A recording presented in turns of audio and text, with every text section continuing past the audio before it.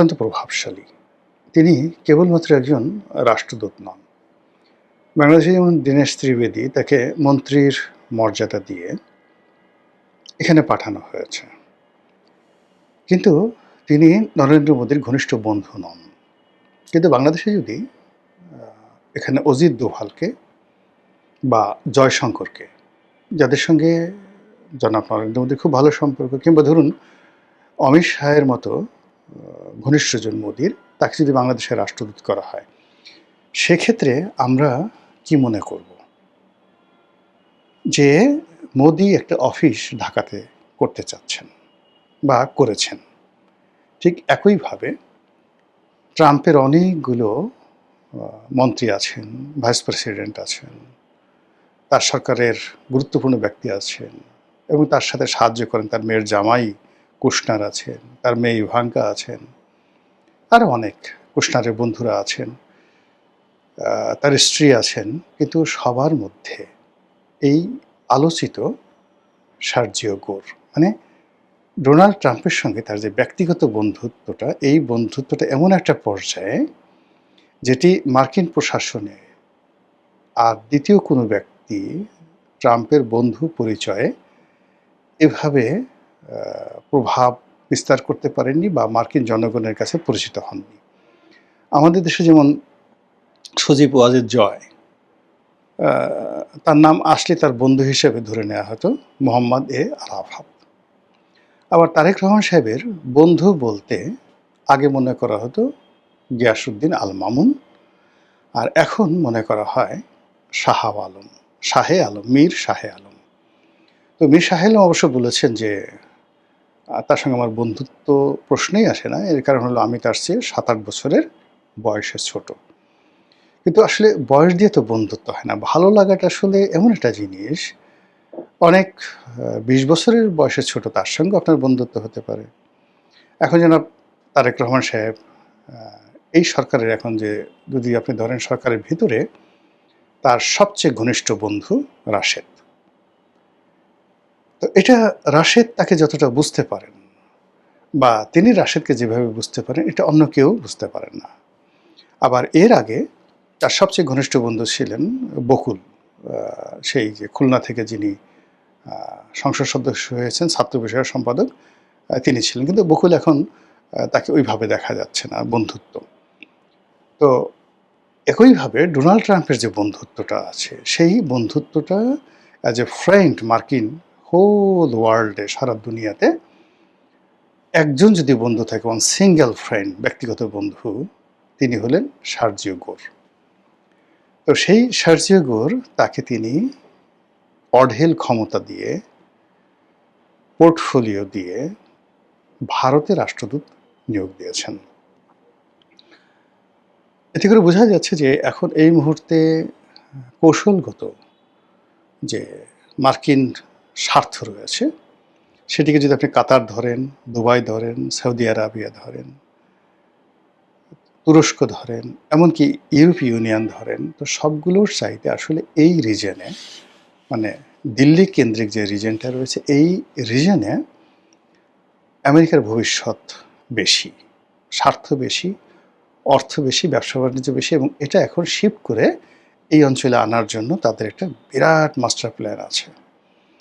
সেটা Burma act বলেন, ভারত ভেঙে টুকরো টুকরো করে বলেন, মোদিকে ক্ষমতা থেকে সরানো বলেন, বাংলাদেশের শেখ হাসিনাকে ক্ষমতায় সরানো, আবার শেখ হাসিনা ক্ষমতায় বসানো, ইউনূসকে ক্ষমতায় বসানো, সরানো, তারেক জিয়াকে ক্ষমতায় বসানো, সরানো, এরকম যত রকম খেলাধুলা আছে, same in Pakistan, same in Sri Lanka, Myanmar, মালদ্বীপ, ইন্দোনেশিয়া, তারপরে আফগানিস্তান, এগুলো, ভুটান, নেপাল, সবগুলো, মানে এখানে আমেরিকা আসলে প্রচুর বিনিয়োগ করছে এখানে। একমাত্র বাংলাদেশে মনে করেন যে তারা, ডোনাল্ড ট্রাম্প যেটা স্বীকার করেছেন যে এই যে ডিপ স্টেটে প্রায় $50 মিলিয়ন, $50 মিলিয়ন, $1,010,00,000, তা সেখানে $50 মিলিয়ন খরচ করেছে এই রেজিম চেঞ্জের জন্য। এটা ডোনাল্ড ট্রাম্প নিজে বলেছেন।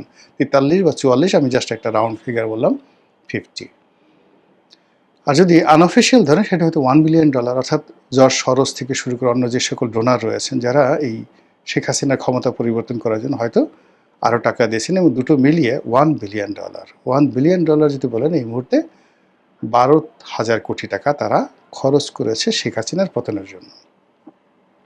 তো বাংলাদেশে যদি তারা এই 12,000 কোটি টাকা খরচ করে থাকে, তাহলে পাকিস্তানে তারা প্রতি বছর খরচ করছে অ্যাট লিস্ট $5 বিলিয়ন। এর মধ্যে $1 বিলিয়ন শুধু দিচ্ছে অ্যাজ এ গ্রান্ট হিসেবে। তো এখানে স্বার্থ না থাকলে তো এখানে হয় না। তাহলে পাকিস্তান, ইন্দোনেশিয়া পুরো এলাকাতে তারা এই ডিপ স্টেটের ক্ষেত্রে যদি অন অ্যাভারেজ ধরেন ইয়ারলি, তারা এখন $10 বিলিয়ন খরচ করছে। $10 বিলিয়ন, জাস্ট একটা ধারণা। এখন এই $10 বিলিয়ন কোথায় কোথায় কিভাবে খরচ করবে, এটার জন্য তো এটা কোনো রেকর্ড নেই, এটার কোনো বিল নেই, ভাউচার নেই, প্রজেক্ট প্রোফাইল নেই, তারপরে ডিটেলড ডিপিপি যেটাকে বলা হয় প্রজেক্ট প্রোফাইল, সেটাও নেই। জাস্ট সিআইএর মাধ্যমে, এফবিআইয়ের মাধ্যমে, বিভিন্ন এজেন্টের মাধ্যমে, এনজিওর মাধ্যমে তারা আনকন্ডিশনালি টাকা দিচ্ছে। আর এই টাকা মার্কিন প্রশাসনের পক্ষ থেকে যিনি দিবেন তিনি তো ডোনাল্ড ট্রাম্পের ঘনিষ্ঠজন হবেন। তো বোঝার চেষ্টা করেন যে সেই লোকটা কতটা বিশ্বস্ত, ভীষণ রকম বিশ্বস্ত। আমাদের তারেক রহমান সাহেব যখন একসময় মামুন সাহেবকে বিশ্বাস করতেন, বা এখন যেভাবে তিনি মীর শাহ আলমকে বিশ্বাস করেন, এইভাবে ডোনাল্ড ট্রাম্প সারা দুনিয়ার মধ্যে 1 নম্বর তার বিশ্বস্ত লোক হলো এই সার্জিও গোর।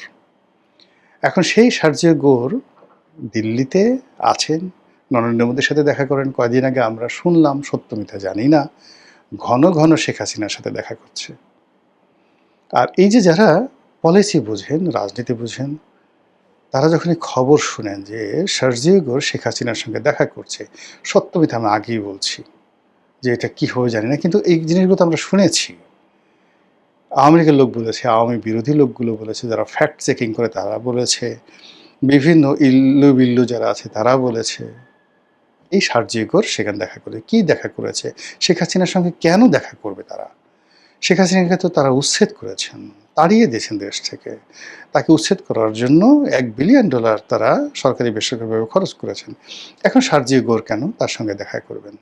এই জিনিসগুলো আমরা যত শুনছি তত ভয় পাচ্ছিলাম। এর মধ্যে আবার আর এক ঘটনা ঘটেছে। সার্জিও গোর তার সঙ্গে সঙ্গে সেখানে যিনি ইসরায়েলের রাষ্ট্রদূত রয়েছেন, এই দুজনে মিলে বাংলাদেশে একবার কি হলো, জঙ্গিবাদ উত্থান হচ্ছে, তারপরে আরও কী সব ইসলামী গ্রুপ যারা আছে তাদের বাড়াবাড়ি নিয়ে নানা রকম কথাবার্তা বললো। এবং ইসরায়েলের যে রাষ্ট্রদূত সে যেটা বলে ফেললো যে বাংলাদেশে হামাস তৈরির কারখানা, এখান থেকে হামাস তৈরি হচ্ছে, এখানে ট্রেনিং দেওয়া হচ্ছে, এবং এই ট্রেনিংগুলো নিয়ে তারা মধ্যপ্রাচ্যে পাঠাচ্ছে, অন্যান্য সারা দুনিয়াতে তছনছ করছে। এটা নিয়ে বাংলাদেশে বেশ উত্তাল চললো, এবং এই ঘটনার সাথেও সার্জিও গোরের নাম চলে আসলো। সেই সার্জিও গোর বাংলাদেশে আসছেন। তিনি আসার আগে আবার মার্কিন যুক্তরাষ্ট্র থেকে উচ্চ পর্যায়ের বেশ কয়েকজন প্রতিনিধি গোপনে প্রকাশ্যে চলে এসছেন। আমরা যেটা শুনেছি ওয়েস্টিন হোটেলে এসে, আগেও যেমন ওয়েস্টিন হোটেলে তাদের অনেকগুলো রুম বুক করা ছিল শেখ হাসিনার পতনের আগে, এর মধ্যে একজন কর্নেল পদমর্যাদার কর্মকর্তা মারাও গেছেন। আর পিটার ডি হাঁস থেকে শুরু করে অন্য সব হাঁস মুরগি যা আছে সব তো নিয়মিত আসা যাওয়া করছে। এর বাইরে প্রকাশ্যে অপ্রকাশ্যে বহু সামরিক, বেসামরিক, গোয়েন্দা, মার্কিন কর্মকর্তা, ব্যবসায়ী, আমলা কামলা, ডিপ্লোম্যাট তারা অহরহ আসছে।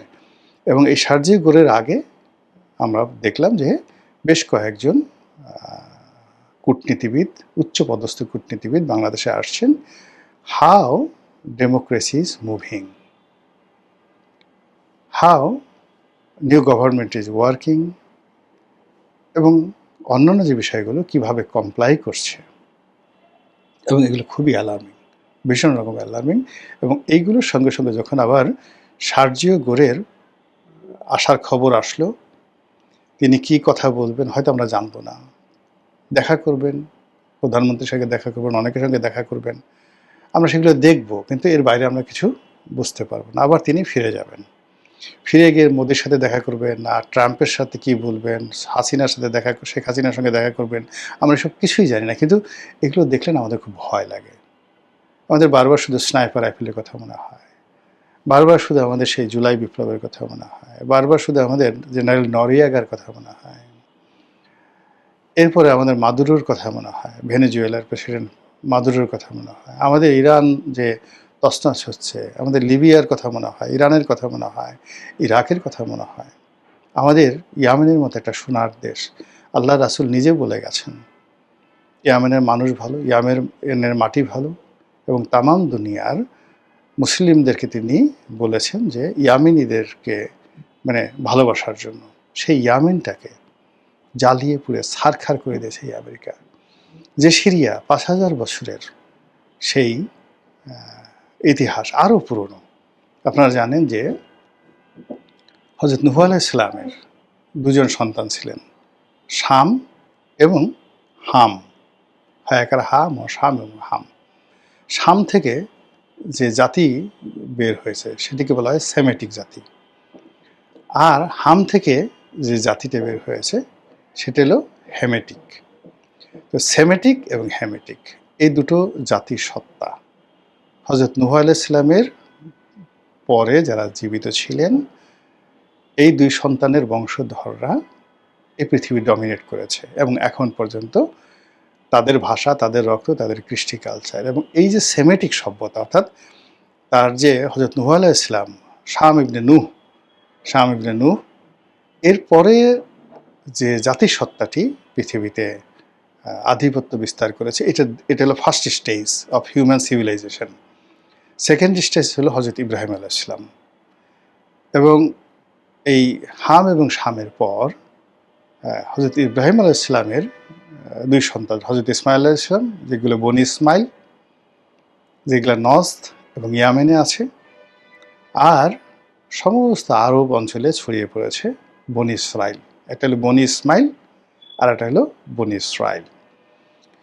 তো এই যে বনি ইসরাইল, তারপরে বনি ইসমাইল, হযরত ইসমাইল আলাইহিস সালামের বংশধর, এবং তার আগে হাম এবং শাম, এই সকল জনগোষ্ঠী যে সভ্যতা তৈরি করেছে, এই সভ্যতার নাম্বার ওয়ান পাদভূমি হলো সিরিয়া, দামেস্ক।